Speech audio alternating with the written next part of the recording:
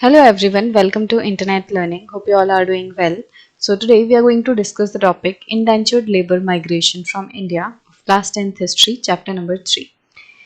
So इस section में हम ये पढ़ेंगे कि किस तरीके से इंडिया से जो इंडेंचर्ड लेबर थे वो दूसरे देश जाते थे और उनकी क्या सिचुएशन रहती थी.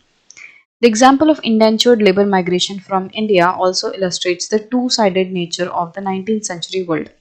तो लास्ट सेक्शन में हमने एक एग्जाम्पल देखा था अफ्रीका से कि किस तरीके से अफ्रीका पे 19th सेंचुरी में असर पड़ रहा था यूरोपियन इन्वेजन का, यूरोपियन कॉन्क्वेस्ट का, कि 19th सेंचुरी में एक तरफ तो बहुत ज़्यादा ट्रेड फ्लरिश कर रहा था, बहुत सारे लोग जो है उनको फ़ायदा हो रहा था, इंडस्ट्रियलाइजेशन हो रहा था, बट दूसरी तरफ जो लोग हैं वो बहुत सारी प्रॉब्लम से जूझ भी रहे थे. तो वो एक एग्जाम्पल हमने अफ्रीका से देखा कि किस तरीके से अफ्रीका में राइंडो पेस्ट और कैटल प्लेग जो है वो फैला और वो भी यूरोपियंस की वजह से फैला और जिसकी वजह से अफ्रीका की 90% जो कैटल है वो खत्म हो गई और जो बाकी 10% बची थी उस पर भी यूरोपियंस ने अपना कब्जा कर लिया और जो अफ्रीकन्स थे उनको मजबूरी में आके वेजेस के लिए काम करना पड़ा. तो हमने वो एग्जाम्पल देखा था. अब हम बात करेंगे इंडिया की कि इंडिया में जो इंडेंचर्ड लेबर है जो कि माइग्रेट करता है इंडिया से दूसरे देशों में, ये भी एक काफी अच्छा एग्जाम्पल है ये बताने के लिए कि किस तरीके से 19th सेंचुरी वर्ल्ड जो है वो टू साइड था. मतलब कि जो 19th सेंचुरी वर्ल्ड था वो एक तरफ तो ऐसा था जिसमें लोगों को बहुत फायदा हो रहा था. कुछ लोग जो है काफी ज्यादा हायर इनकम कमा रहे थे, कुछ लोग जो है बहुत ज्यादा फ्लरिश कर रहे थे. वहीं कुछ लोग ऐसे थे दूसरी तरफ इसी दौरान जो कि बहुत ज़्यादा प्रॉब्लम झेल रहे थे, बहुत ज़्यादा मिजरी उनको फेस करनी पड़ रही थी, उनको पॉवर्टी, गरीबी फेस करनी पड़ रही थी. कुछ लोगों के लिए तो टेक्नोलॉजिकल एडवांसेस का दौर था, वहीं कुछ लोगों के लिए ये नए तरीके का कोअर्शन या जबरदस्ती वाला पीरियड था. तो मतलब कि जो 19th सेंचुरी है उसमें अगेन सब कुछ अच्छा अच्छा नहीं था. कुछ लोगों के लिए ये पीरियड बहुत अच्छा था, वहीं कुछ लोगों के लिए ये पीरियड बहुत ही दुख वाला था.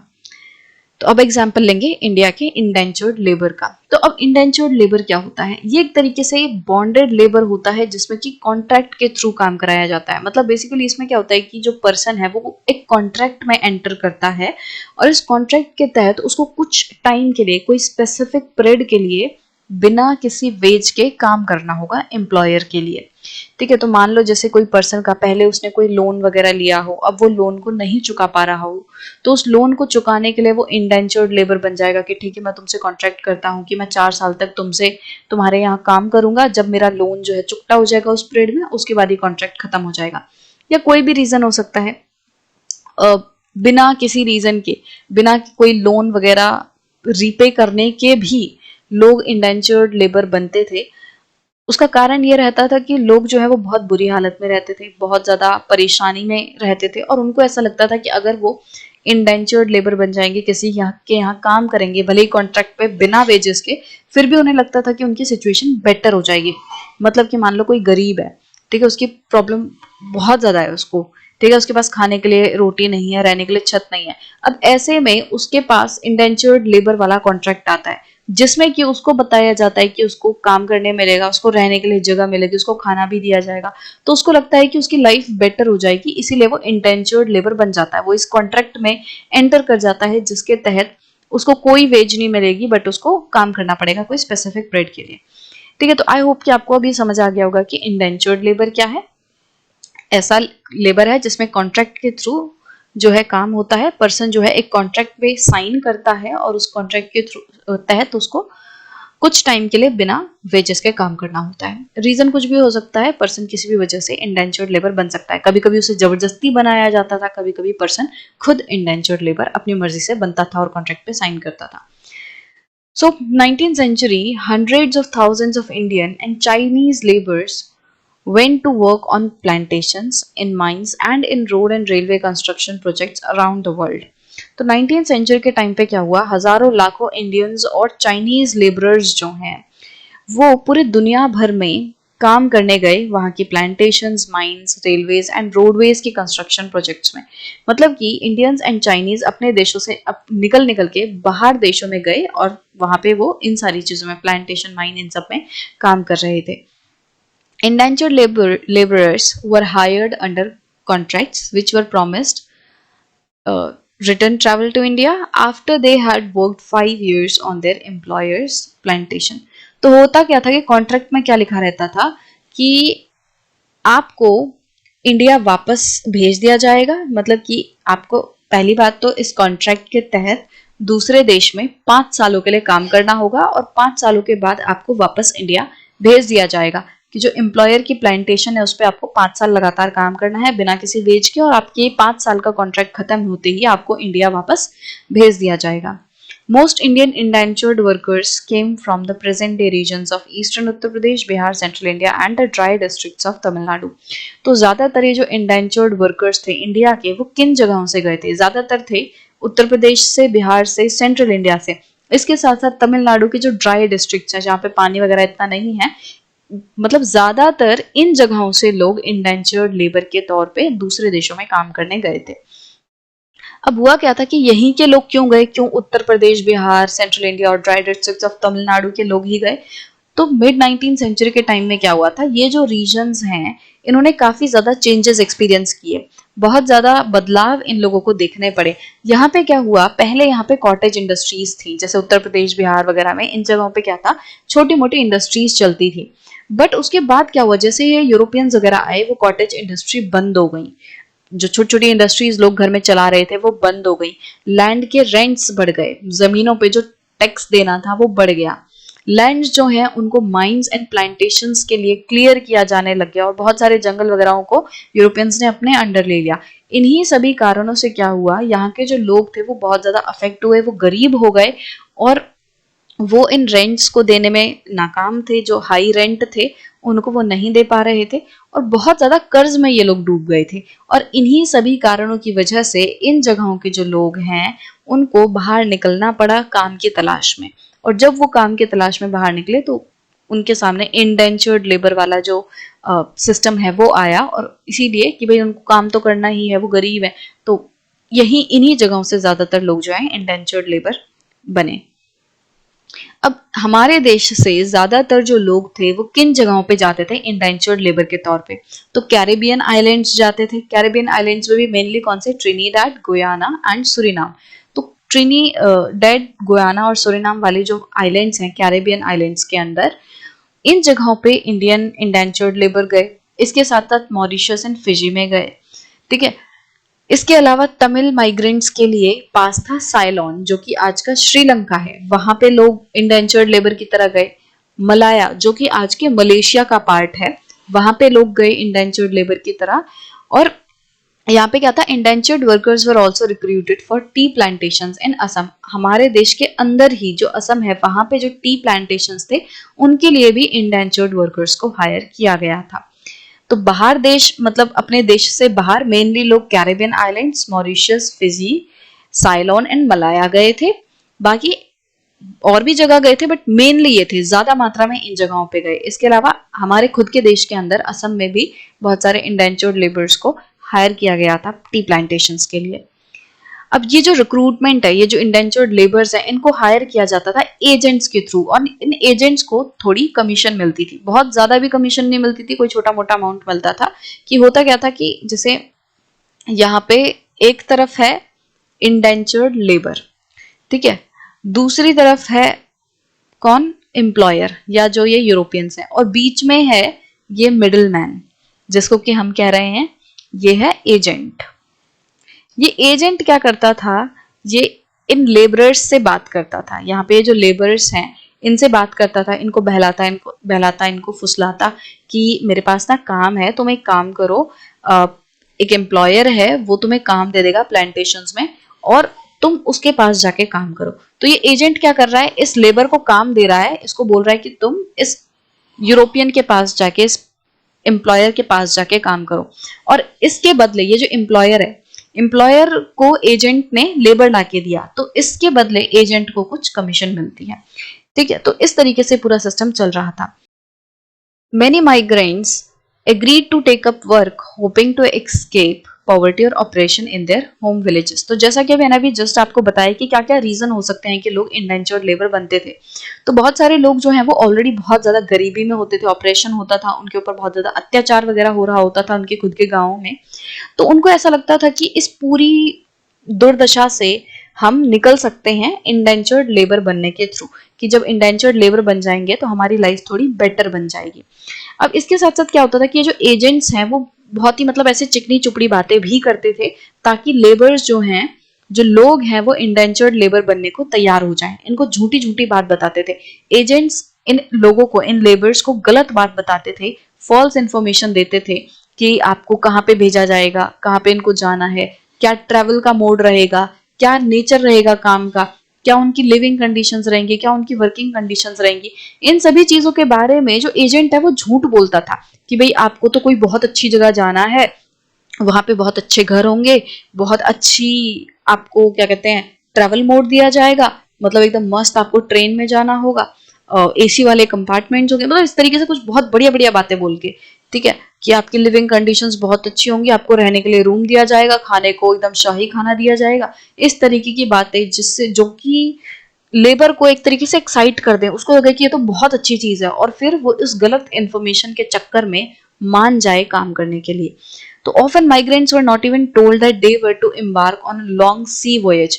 कभी कभी तो ऐसा होता था कि लेबर्स को, जो वर्कर्स हैं, उनको ये बताया भी नहीं जाता था कि तुम्हें सी वॉयज के थ्रू किसी दूसरी जगह पे जाना पड़ेगा। वॉयज क्या होती है? जो समुद्री यात्रा रहती है। तो कभी कभी लोगों को यह भी नहीं पता होता था कि हमें समुद्र के रास्ते जाना है। उन्हें तो ऐसा लगता था कि ठीक है कहीं जाना होगा, अपना गाड़ी घोड़ा से चले जाएंगे, बैलगाड़ी वगैरह से या ट्रेन से, जैसे भी है। उन्हें ऐसा लगता था, उन्हें ये पता ही नहीं होता था कि उनको समुद्र के थ्रू किसी दूसरे देश में ले जाएंगे। तो क्या होता था कि ये जो एजेंट्स है वो बहुत ही ज्यादा झूठी इन्फॉर्मेशन, गलत इन्फॉर्मेशन देते थे वर्कर्स को, बहलाने के लिए, फुसलाने के लिए, कि जैसे भी करके जो वर्कर्स हैं वो कॉन्ट्रैक्ट में एंटर कर दें, साइन कर दें। समटाइम्स एजेंट्स जो हैं वो फोर्सेबली भी लोगों को अबडक्ट करते थे, एक तरीके से उनको किडनैप करते थे और जबरदस्ती उनको लेबर के तौर पे दूसरी जगह भेजते थे। अब 19th सेंचुरी का ये जो इंडेंचर्ड लेबर वाला सिस्टम है, इसको नया सिस्टम भी कहा जाता है स्लेवरी का, कि ये नए दौर का स्लेवरी है। स्लेवरी क्या होता है? बंधुआ मजदूरी, जहां पे किसी पर्सन को एकदम जानवर की तरह रखा जाता है, उसका कोई हक नहीं होता। उसको मतलब जो पर्सन है, जो एम्प्लॉयर है या जो मास्टर है, वो स्लेव मतलब कि उसको एकदम बंधुआ बना के रखता है कि तुम्हें उठना है मेरे कहने से, बैठना है मेरे कहने से, ना कोई उसको सैलरी दी जाती, ना उसकी अपनी जिंदगी पे कोई कंट्रोल है, उसको एकदम कन्फाइंड करके रखा जाता है। और इस मास्टर की मर्जी के बिना ये स्लेव कुछ भी नहीं कर सकता। तो और इनको बहुत ही इनह्यूमन कंडीशंस में रखा जाता था, स्लेव्स को, बंधुआ लोगों को। तो अब 19th सेंचुरी में जो इंडेंचर्ड लेबर वाला सिस्टम था, इसको बोला जा रहा है कि ये नया स्लेवरी सिस्टम है, नए तरीके की बंधुआ मजदूरी है ये। तो होता क्या था कि जब ये माइग्रेंट्स जब अपने वर्क प्लेस पे पहुंचते थे, प्लांटेशंस वगैरह पे पहुंचते थे जहां पे इनको काम करना होता था, तो लेबरर्स जो हैं उनको बहुत ही डिफरेंट कंडीशंस मिलती थी उसके मुकाबले जो कि उन्होंने इमेजिन की हुई थी। तो जब एजेंट उनको बताता है कि आपको इस जगह पे जाना है, ऐसा काम होगा, ऐसा खाना मिलेगा, ऐसे रहने की जगह होगी, तो वो ना बड़े ही खुश हो जाते हैं। वो अपने दिमाग में एक इमेजिनेशन बना लेते हैं, एक सीन बना लेते हैं कि उनको कितना बढ़िया रहने के लिए मिलेगा, कितनी बढ़िया उनकी जिंदगी होगी। बट जैसे ही वो असली लोकेशन पे पहुंचते हैं, असली प्लांटेशन की जगह पे पहुंचते हैं, वहां पे उन्हें उनके इमेजिनेशन के मुकाबले बहुत ही बेकार कंडीशंस मिलती हैं। लिविंग कंडीशंस बहुत ही मुश्किल होती हैं, बहुत ही हार्श होती हैं, और उनके पास बहुत ही कम लीगल राइट्स होते हैं। मतलब कि जो लेबरर्स होते हैं उनके पास फिर कोई राइट्स नहीं होता कि वो अपने हक के लिए कुछ लड़ भी सके। तो मतलब कि जो सपने सजा के वो आए थे इतनी दूर से कि हमारी लाइफ बेटर हो जाएगी, वो सब चूर चूर हो जाता है जैसे ही वो हकीकत में प्लांटेशन वाली जगह पे पहुंचते हैं। बट इन सारी तकलीफों के बीच में जो वर्कर्स हैं उनको नए तरीके मिल गए थे, उन्होंने अपने खुद के तरीके बना लिए थे कि वो इन कंडीशंस को सरवाइव कर सकें, इनमें रह सकें। अब बहुत सारे जो ये माइग्रेंट्स थे वो जंगलों में भाग जाते थे और जंगलों में जाके एकदम छुप के रहते थे, जहाँ पे उन्हें मतलब जो एम्प्लॉयर है उसकी उसके जो अत्याचार है उनसे बचने का मौका मिल जाता था। बट होता क्या था कि अगर वो जंगलों में भाग गए हैं और वो पकड़ में आ गए, तो फिर उनको बहुत ज्यादा सीवियर पनिशमेंट मिलती थी, मतलब बहुत ज्यादा बुरी पनिशमेंट उनको दी जाती थी। मतलब अगर कोई पकड़ा नहीं गया है, वो जंगल वगैरह में भाग गया है, तो उसकी लाइफ थोड़ी बेटर हो जाती थी। बट अगर पकड़ा गया है तो बहुत ही ज्यादा पनिशमेंट उसको मिलती थी। Others develop new forms of individual and collective self expression. बाकी जो लोग थे, जो लोग इधर उधर भाग नहीं रहे हैं, उन्होंने नए तरीके जो हैं ढूंढ लिए थे collective and individual self expression के। मतलब कि इंडिविजुअल सेल्फ एक्सप्रेशन मतलब कि अपने आप को प्रेजेंट करने का, अपने आप को एक्सप्रेस करने का तरीका, जैसे हम गानों के थ्रू, पोएम के थ्रू, कविताओं के थ्रू, है ना, इन सब के थ्रू अपने आप को एक्सप्रेस करते हैं, डांस के थ्रू अपने आप को एक्सप्रेस करते हैं। इसी तरीके से अब नए नए तरीके लोगों ने निकाल लिए थे individual and collective self expression के।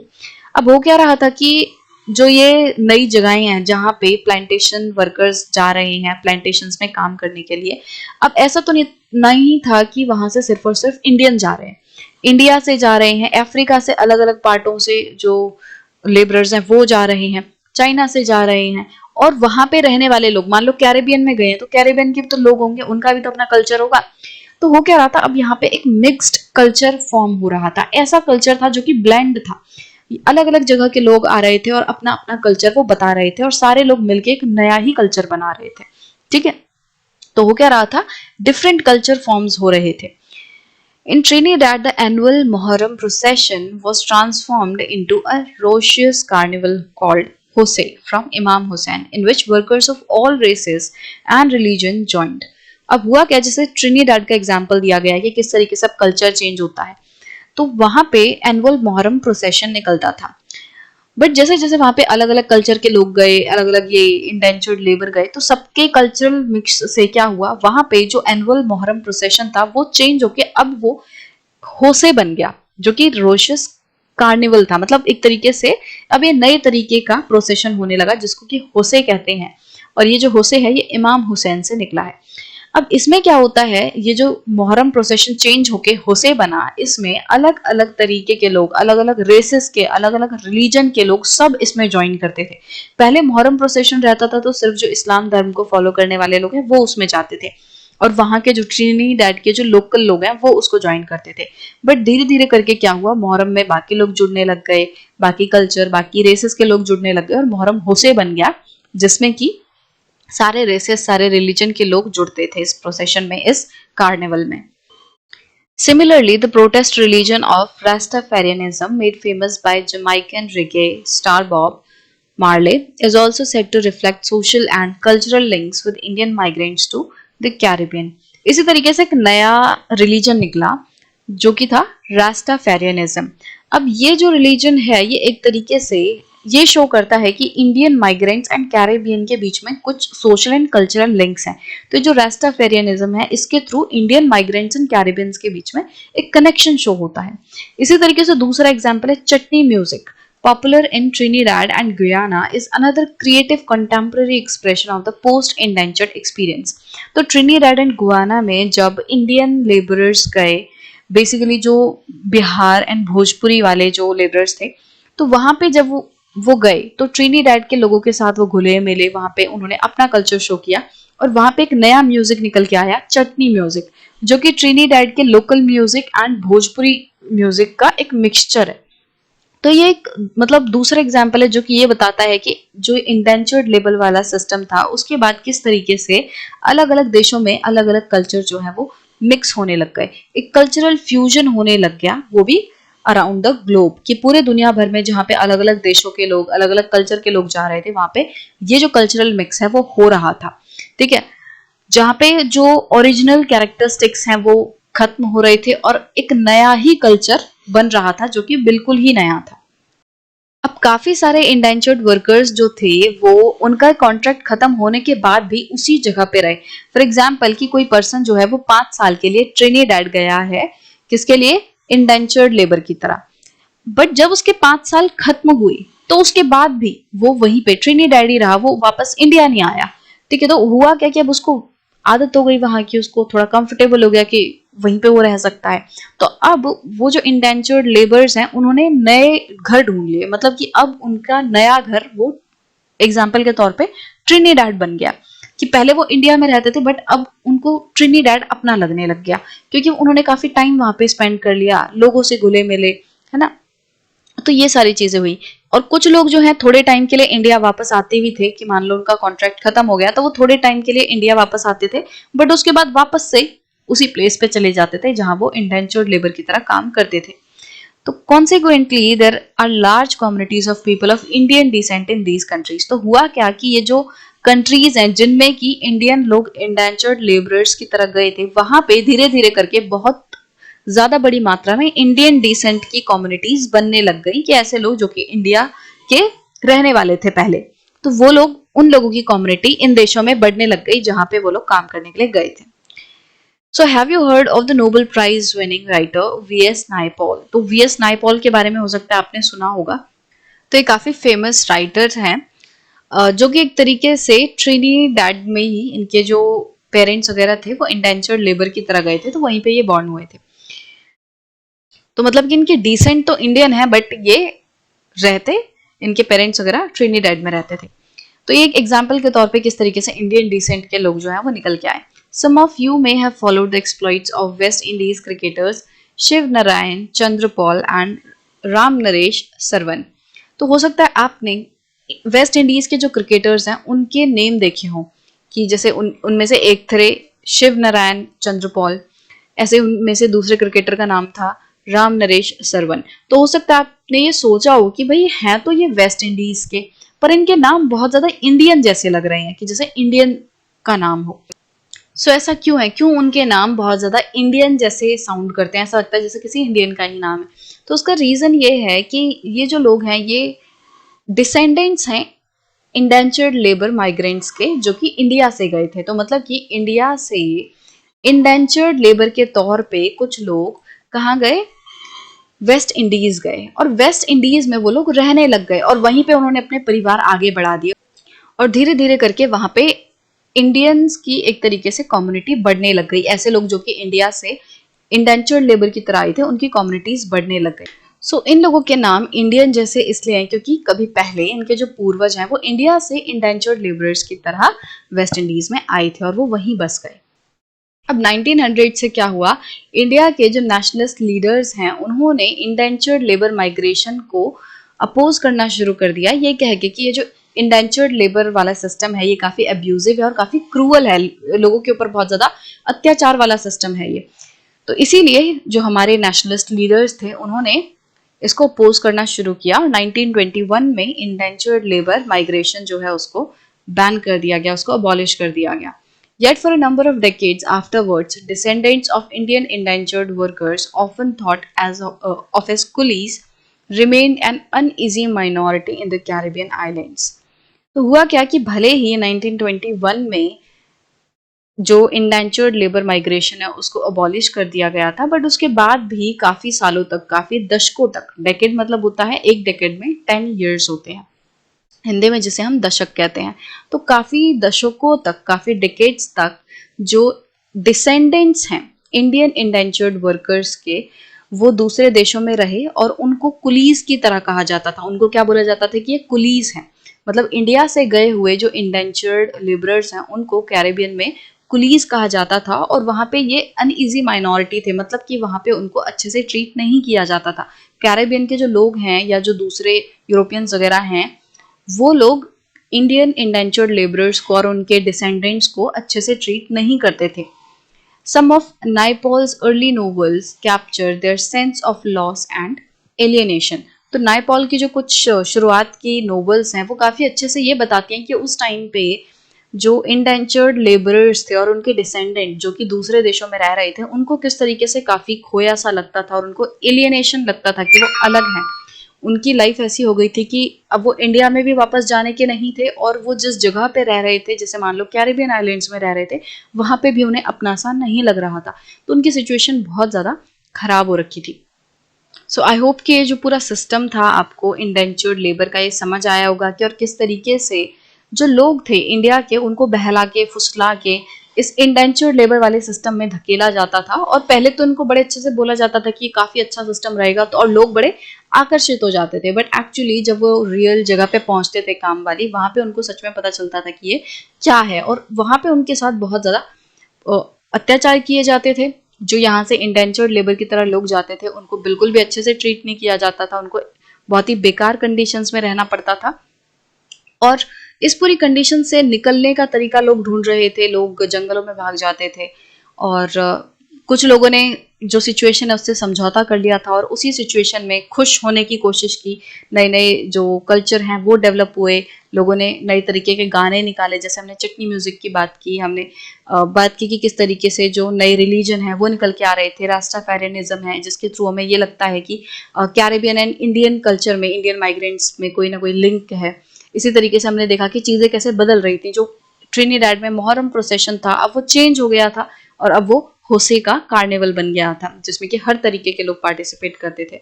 तो मतलब अराउंड द वर्ल्ड जहाँ पे ये इंडेंचर्ड लेबर जा रहे थे वहाँ पे कल्चरल चेंजेस आ रहे थे और वहाँ पे जो लोग हैं वो घुलने मिलने लग गए थे। भले ही उनकी कंडीशन उतनी अच्छी नहीं थी बट फिर भी क्योंकि वो वहाँ पे अब काफी टाइम से रह रहे थे तो उनको अब अपना दूसरे घर की तरह वो जगह लगने लग गई थी कि भले ही वो इंडिया से गए थे बट अब उनको जिस जगह पे वो गए थे वही अपना सा लगने लगा था। तो वो लोग वहीं पे बस गए और कभी वापस नहीं आए। बहुत सारे लोगों की मजबूरी रही होगी कि वो वापस आना भी चाहते थे तो उनको नहीं आ पाए, उनको कोई सही साधन नहीं मिला, इतने पैसे नहीं मिले कि वो वापस से शिप के थ्रू, वोएज के थ्रू आ सके। तो कोई भी कंडीशन रही हो, काफी सारे ऐसे लोग थे जो कि खुद अपनी मर्जी से नहीं वापस आए और कुछ लोग मजबूरी में वापस नहीं आ पाए। इन सभी कारणों से जो इंडियन एक तरीके से लोग हैं वो दूसरे दूसरे देशों में बस गए और इंडियन जो कम्युनिटी है वो बन गई अलग अलग देशों में इंडेंचर्ड लेबरर्स की। तो आई होप कि ये सारी चीजें आपको क्लियर होंगी।